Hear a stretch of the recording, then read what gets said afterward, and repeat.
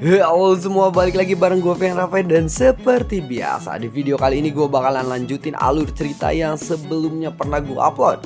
Dan nggak kerasa juga gue udah sampai ke session 29 dari kelanjutan alur cerita Battle Trog Devon ini, yaitu Benua Kaisar. Dan tanpa banyak basa-basi, yuk kita langsung check this out aja alur ceritanya.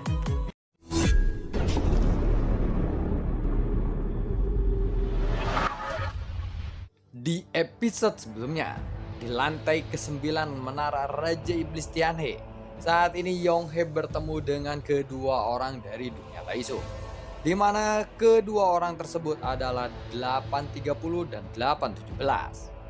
Saat mendengar kata Taisu Senju dan keunikan dari armor dewa palsu atas kehadirannya Taisu Senju, Yonghe yang melihat itu pun dia merasa terpesona. Tunggu dulu, menurutku armor kalian ini sangatlah bagus. Bagaimana kalau kalian memberikanku satu armor itu saja dan urusan kita akan selesai sekarang, ucap dari Yonghe. Kedua petarung Immortality dunia Taisu ini pun langsung tercengang ketika mendengar kata-kata Yonghe ini. Bukannya aku tidak ingin memberikanmu sebuah armor dewa palsu ini, tetapi armor dewa palsu ini hanya bisa dikendalikan oleh seseorang yang memiliki garis keturunan dunia Taisu.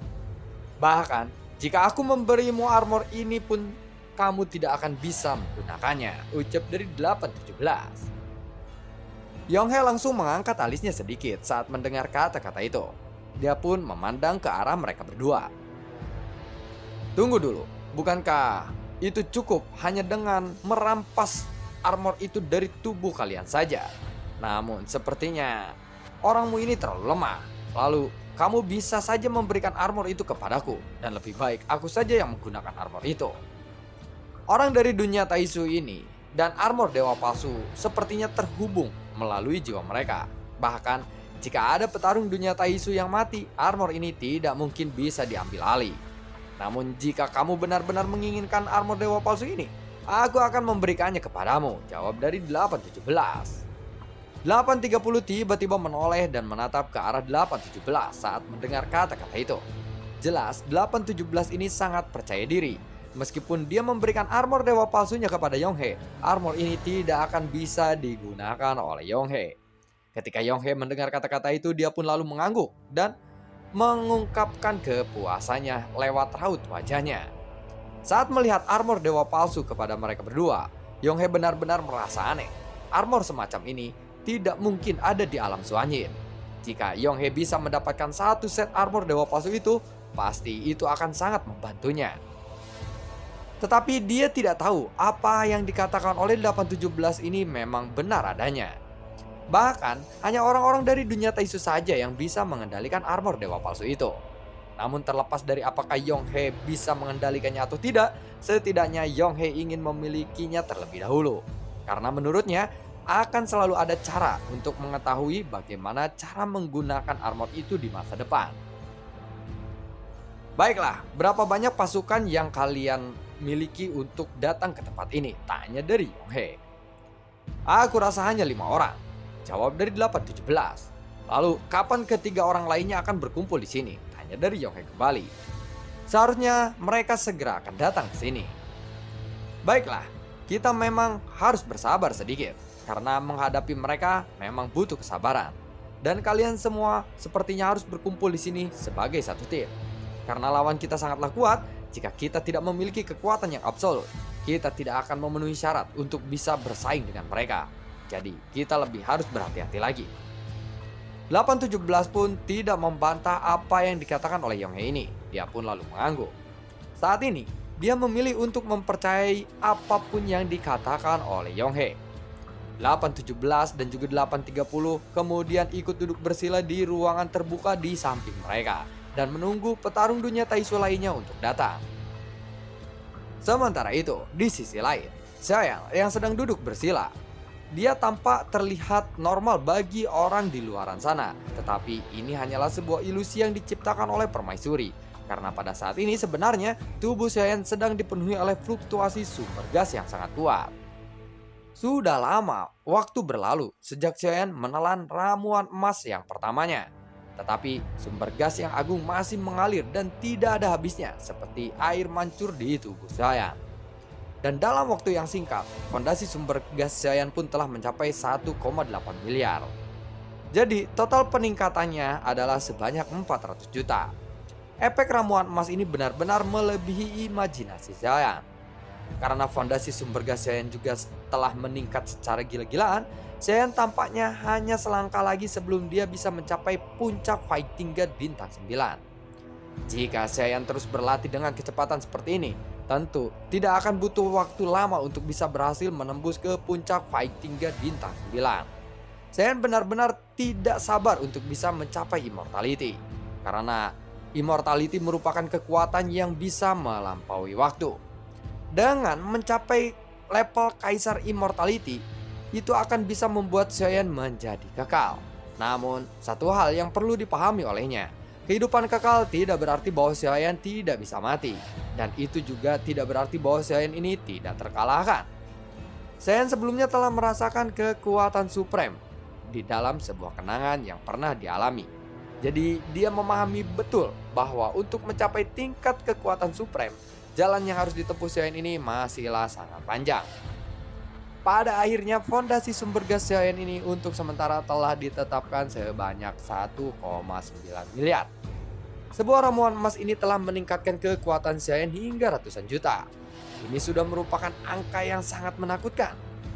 Saiyan lalu perlahan membuka matanya. Namun saat dia membuka matanya, Saiyan pun terkejut. Karena tiba-tiba ada sebuah wajah yang muncul di hadapannya. Dan ini membuat Saiyan menghindar dengan sangat refleks. 841, apa yang sedang kamu lakukan? Tanya dari 853. Aku hanya sedang berkultivasi saja. Istirahatlah dulu, tutuplah matamu dan istirahatkan sejenak pikiranmu. Aku juga menderita beberapa luka ringan dan saat bertarung dengan mereka. Oh ya, lalu bagaimana luka-lukamu? Apakah sudah pulih sepenuhnya? Tanya dari saya. Ya, aku sudah hampir pulih, tetapi kita telah membuang terlalu banyak waktu di sini. Jadi, kita harus sesegera mungkin untuk pergi ke lantai ke-9 untuk bertemu dengan yang lainnya. Ucap dari si 853 ini.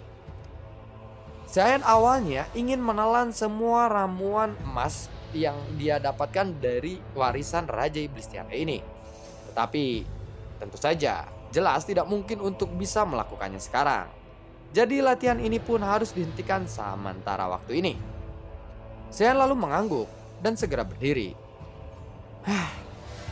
Baiklah kalau begitu, ayo kita pergi, jawab dari saya. 853 pun langsung mengangguk. Lalu ada dua sosok pergi bersamaan menuju cahaya lintasan ke arah lantai ke-9. Dan kedua cahaya itu melesat dengan kecepatan yang sangat tinggi. Ving! Yuan, apakah ruangan bagian atas menara pembantaian ini bisa disatukan menjadi satu ruangan saja? Tanya dari Saiyan kepada sang permaisuri dengan menggunakan transmisi kekuatan jiwa. Ya, ruangan itu sebenarnya bisa menjadi lebih luas lagi, jawab dari permaisuri. Permaisuri saat ini muncul diam-diam di samping Saiyan seperti bayangan. Sementara itu, Saiyan dan juga 853 sedang berlari kencang atau melesat. Sosok permaisuri sepertinya berada di tempat yang sama, namun seperti ada ruangan dimensi lain yang berbeda, seolah-olah orang lain tidak bisa melihat atau mendengarnya. Dia berdiri dengan tenang di udara, namun tetap menjaga kecepatan Saiyan ini. Bahkan ketika permaisuri muncul, tampaknya 853 ini yang berada di samping Saiyan sekalipun tidak dapat melihat sang permaisuri. Ini menunjukkan bahwa meskipun permaisuri telah mati, dia masihlah sangatlah kuat. Bahkan Saiyan sendiri tidak dapat memahami level kekuatan dari sang permaisuri. Yuan, berada di level apakah ketika kamu berada di puncak kejayaanmu? Yang aku maksud adalah level apakah kekuatanmu sebelum kamu mati? Tanya dari saya. Itu sudahlah terlalu lama sekali, jadi aku pun sudah lupa. Namun seharusnya aku telah mencapai Dewa Immortality, jawab dari sang permaisuri. Mendengar itu Saiyan pun merasa malu. Apa itu Dewa Immortality? Petarung yang lebih kuat daripada Kaisar Immortality? Tanya dari saya. Ya, tentu saja, jawab dari sang permaisuri. Apakah kekuatan Supreme juga sudah mencapai Dewa Immortality? Tanya dari Saiyan lagi. Apakah kamu tidak tahu soal ini? Bukankah seharusnya kamu mengetahui dari ingatan Supreme? Tanya dari sang permaisuri. Dia malah bertanya balik. Tidak, Supreme mungkin tidak ingin meninggalkan ingatan apapun kepadaku, termasuk level kekuatannya, jawab dari Saiyan. Mendengar itu, permaisuri pun langsung terdiam sejenak. Pantas saja kamu selalu tidak ingin atau tidak mau saat aku ajak melakukan sesuatu yang enak-enak, ucap dari sang permaisuri. Ketika Saiyan mendengar kata-kata itu, Saiyan pun terhuyung-huyung. Dia pun lalu berbatuk 2 kali, seolah-olah dia merasa suasana saat ini sangatlah canggung. Jelas, jika Gu Zhongzheng memberikan sebuah ingatan atau membiarkan Saiyan mengetahui ingatannya, mungkin akan ada ingatan di mana Gu Zhongzheng melakukan enak-enak dengan sang permaisuri. Dan sepertinya Gu Zhongzheng masih tidak tahu bahwa dia akan menerobos ke level legendaris yang lebih tinggi di masa depan, ucap dari sang permaisuri. Alam legendaris? Alam apa itu? Tanya dari Saiyan. Legenda mengatakan bahwa itu adalah kultivasi terakhir yang disebut dengan Supreme Realm. Supreme Realm? Dia pernah mendengar nama ini sebelumnya, tetapi itu masih terasa aneh dan terlalu jauh untuk tingkatan Saiyan saat ini.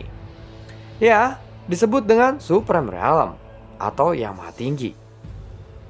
Apakah Yuan Er juga pernah melangkah sampai ke tingkat alam itu? Tanya dari Saiyan lagi. Itu adalah sesuatu yang tidak dapat aku capai. Bahkan aku tidak pernah membayangkannya, jawab dari sang permaisuri. Tentu saja, alam ini berbeda di luar jangkauan sang permaisuri. Mungkin di masa depan kamu punya kesempatan untuk mencapainya. Saiyan pun tidak menjawab hal itu, dan dia hanya tersenyum saja, tidak berdaya. Semua orang tampaknya memiliki harapan yang sangat tinggi kepadanya. Namun pada saat ini, dia bahkan belum mencapai level immortality. Meskipun aku tidak tahu apa rencana Gu Zhongzheng, tetapi aku percaya kepadanya. Karena dia telah memilihmu, dia pasti telah membuat rencana yang matang. Dan kamu pasti berhasil. Karena kamu adalah reinkarnasi dari Sang Supreme. Dan aku telah melihat kesempurnaan yang utuh di dalam dirimu. Ini adalah perasaan yang berbeda jika dibandingkan dengan Gu Zhongzheng. Hah? Aspek mana yang berbeda? Tanya dari Saiyan lagi. Kamu memiliki kepribadian yang berbeda dengan Gu Zhongzheng. Dia selalu melihat terlalu jauh dalam hal apapun, tetapi kamu berbeda. Kamu sepertinya tidak memiliki pemikiran yang terlalu ekstra atau selalu bertindak dengan tegas, ucap dari sang permaisuri. Yuan Er, apakah aku ini bodoh? Karena aku tidak pernah memikirkan sesuatu terlebih dahulu, ucap dari Saiyan. Tidak juga sih, hanya saja tidak terlalu pintar, ucap dari sang permaisuri sambil menutup mulutnya. Namun menurutku ini sebenarnya adalah kelebihanmu. Mana bisa sebuah kebodohan menjadi sebuah kelebihan, jawab dari Saiyan. Ya, ini bukan sebuah kebodohan, ini hanya sebuah karakter saja. Karena tidak terlalu berhati-hati terkadang bukan hal yang baik.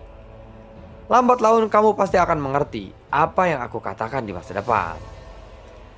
Gu Zhongzheng dan aku sama-sama memiliki kepribadian yang terlalu banyak berpikir. Kami memang sangat cerdas, tetapi sering sekali tidak dapat mengendalikan pikiran kami untuk berhenti berpikir. Pemikiran seperti itu malah membuat hal-hal sederhana menjadi rumit. Padahal sesuatu yang direncanakan mungkin pada kenyataannya akan jauh lebih buruk. Dan rasa sakit yang menjadi 10.000 lebih sakit daripada yang dibayangkan. Aku pikir ini adalah mengapa Gu Zhongzheng tidak meninggalkan ingatan itu kepadamu. Meskipun bakatmu ini tidak seburuk yang kamu pikirkan, setidaknya saat ini kamu masih tahu betul apa yang kamu butuhkan. Benar kan apa yang kukatakan tadi? Tanya dari sang permaisuri lagi. Permaisuri memandang ke arah Saiyan dengan sangat serius. Saiyan sedikit merasa bingung, tetapi Saiyan akhirnya mengangguk. Permaisuri mengangguk kepada Zayan dan senyuman lembutnya ini perlahan muncul di wajah cantiknya. Baguslah kalau begitu, ucap dari sang permaisuri. Tetapi pemahamanku ini masih tidak cukup dan peningkatan kekuatanku ini juga masih terlalu lambat. Lalu bagaimana aku bisa melindungimu jika ini terus berlanjut? Aku rasa umurmu saat ini masih kurang dari 10.000 tahun, bukan? Tanya dari sang permaisuri. Sen sedikit merenung sejenak ketika mendengar kata-kata itu. Sepertinya dia tidak pernah menghitung berapa umurnya sekarang. Seharusnya usiaku sudah hampir 10.000 tahun, jawab dari saya. Pada saat umurku mencapai 10.000 tahun, aku masih belum mencapai level fight tingkat bintang 9. Jadi kecepatan peningkatan kekuatanmu ini sudah termasuk sangatlah cepat. Aku tahu, tetapi dunia Taisu ini akan segera menyerang dunia Senki dan aku sudah tidak punya banyak waktu lagi, jawab dari Zayan. Dia juga mengerti bahwa kecepatan kultivasinya sudahlah sangatlah cepat, tetapi Zayan saat ini sedang terburu atau diburu oleh waktu. Janganlah terlalu memaksakan dirinya. Perang dunia bukanlah masalah sesaat. Bahkan jika perang dunia telah dimulai, kamu masih punya cukup waktu. Dan mungkin akan ada lebih banyak petualangan bagimu saat itu.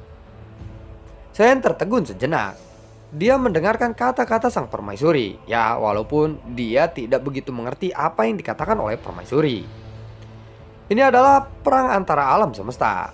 Begitu perang ini dimulai, perang pertama-tama akan menyebar dari dunia tanpa pemilik dulu. Dan mulai, dunia tanpa pemilik akan menjadi garis pertahanan pertama. Tahukah kamu ada berapa banyak dunia yang tanpa tuan? Tanya dari sang permaisuri lagi. Zayan pun perlahan menggelengkan kepalanya. Ini menandakan bahwa Zayan memang tidak tahu. Sejauh yang aku tahu, ada 5 dunia tanpa tuan. Dan ada juga beberapa dunia tanpa pemilik yang baru saja terlahir. Meskipun itu memang tidak terlalu besar, mereka tentu tidak bisa dianggap remeh. Dan mereka pasti akan tetap melawan dengan sangat keras jika mereka diserang, ucap dari sang permaisuri. Namun sepertinya dunia Taisu jauh lebih kuat daripada dunia Senki, bukan? Memang tidak dapat disangkal bahwa mereka sangatlah kuat. Tetapi apakah menurutmu dunia Senki akan dihancurkan sepenuhnya oleh mereka? Tanya dari sang permaisuri lagi. Sen pun lalu tiba-tiba terdiam. Aku harap kamu bisa mengerti setelah apa yang aku bicarakan tadi dengan sangat panjang lebar kepadamu. Dia tampaknya begitu serius. Bahkan Sen belum pernah melihat sang permaisuri terlihat seperti itu. Ya, aku mengerti Yuan jawab dari saya. Teruskan saja apa yang memang kamu butuhkan sekarang. Tetapi kekhawatiran yang berlebihan seperti itu hanya akan menjadi batu sandungan bagimu sendiri. Baiklah, lalu apa yang bisa aku lakukan untukmu sekarang? Tanya dari saya. Aku tidak memerlukan bantuan apapun. Aku akan terus menemanimu selagi aku memiliki waktu di sini. Jika kamu merindukanku di masa depan, kamu cukup mengingat kenangan kita saja. Jika kamu lupa kepadaku, maka itu tidak akan menjadi masalah. Di bawah derasnya waktu, kita berdua ini bukanlah apa-apa, jawab dari sang permaisuri. Kata-kata sang permaisuri ini membuat Zayan merasa sedikit terkejut. Meskipun ini bukanlah pilihan Zayan, mereka berdua pernah melakukan hubungan kontak fisik yang begitu sering. Zayan juga bukanlah orang yang berhati batu. Jadi bagaimana mungkin dia tidak memiliki perasaan sedikit pun kepada sang permaisuri. Dengan kata lain, sepertinya Zayan memang mulai jatuh cinta kepada sang permaisuri ini. Zayan pun lalu terdiam, dan permaisuri pun tidak melanjutkan ucapannya lagi. Dalam sekejap mata, Zayan telah mencapai lintasan cahaya tingkat ke-9 atau untuk mencapai lantai 9. Akhirnya, dia pun berhenti di depan cahaya yang menuju ke lantai ke-9. Sebelumnya, Zayan juga pernah tiba di sini. Namun saat itu Zayan tidak bisa menembus ke lantai ke-9. Entah kenapa sumber cahaya ini tidak membawanya ke lantai ke-9. Mungkinkah ini akan sama seperti kejadian pada sebelumnya ataupun tidak, Zayan pun tidak tahu. Namun dari kejauhan, Sean melihat ada sosok yang sedang menuju ke arah cahaya itu. Dan sosok-sosok itu pun menghilang dalam lintasan cahaya itu. Sean pun menjadi benar-benar merasa aneh. Mengapa lintasan cahaya itu waktu pertama kali tidak mengirimnya ke lantai ke-9 ketika Sean dikejar-kejar oleh petarung-petarung immortality. Kenapa sebelumnya cahaya itu tidak membuatku berteleportasi ke lantai ke-9? Gumam dari Sean. Tunggu dulu, apakah kamu sudah sampai ke tempat ini sebelumnya? Tanya dari si 853 ini. Sean pun lalu mengangguk. Dan lalu bagaimanakah kelanjutan ceritanya? Akankah Sean ini sampai ke lantai ke-9 dengan menggunakan sumber cahaya atau tempat yang sama yang sebelumnya telah gagal membawa Sean ke lantai ke-9? Nantikan video gue berikutnya dan semoga sehat selalu untuk kalian. Assalamualaikum dan sampai jumpa. Gue juga tidak lupa untuk selalu ucapin terima kasih banyak untuk kalian semua yang sudah mendukung channel ini dari dulu hingga saat ini. Dan gue juga selalu ucapin terima kasih banyak untuk kalian semua yang sudah mensupport channel ini lewat link Saweria di bawah kolom deskripsi. Sampai ketemu lagi di video gue berikutnya. Assalamualaikum dan sampai jumpa. Dadah.